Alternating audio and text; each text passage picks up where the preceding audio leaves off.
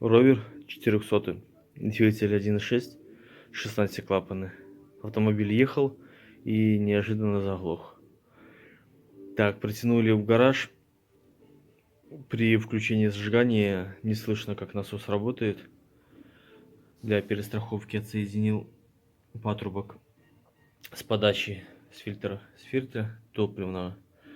Топливо не идет. Топливо в баке половина бака.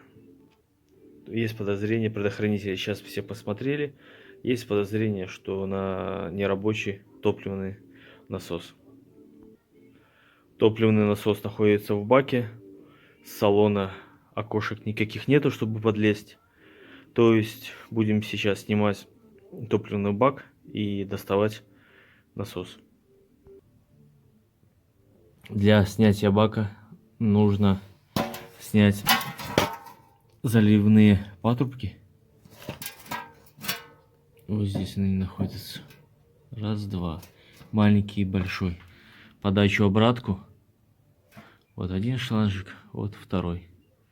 И два болта с бака. Вот один виднеется, и здесь второй. Ну что, вот, бак снял. Вроде проблем никаких не составило. Единственное, что желательно, конечно, топливо сливать, потому что тяжеловато. Теперь снимаем верхушку горловины и достаем насос.